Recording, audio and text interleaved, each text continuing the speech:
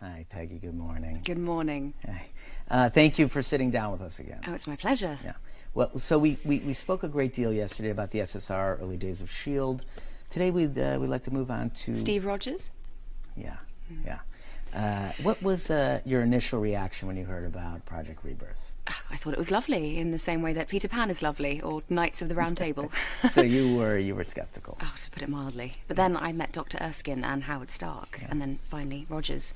And I must say my opinion changed somewhat after that. At first, correct me if I'm wrong, but the intention was to create an entire army of super soldiers, correct, right? Yes, but Rogers nearly made up for that discrepancy himself.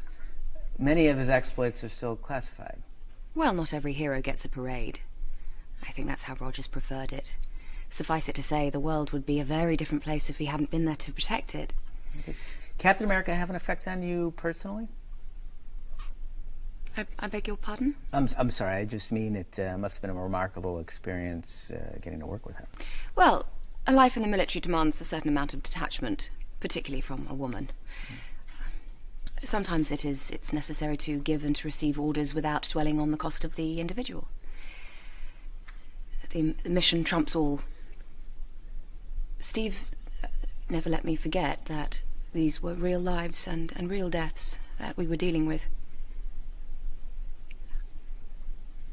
He also treated me like a person, which I very much appreciated. I recently spoke to several soldiers who credited Captain America with saving their lives. Oh, yeah, well, there are a lot of men that could give you that interview. This was outside Volgograd, 1945. Yes, that was a difficult winter. We were in Russia. A blizzard had trapped half our battalion behind the German line. Steve, Captain Rogers, he fought his way through a Hydra blockade that had pinned our allies down for months. He saved over 1,000 men, including the man who would become my husband, as it turned out.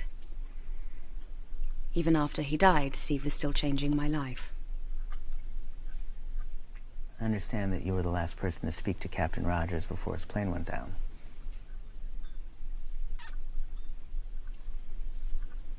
I was. Could you tell us what he said?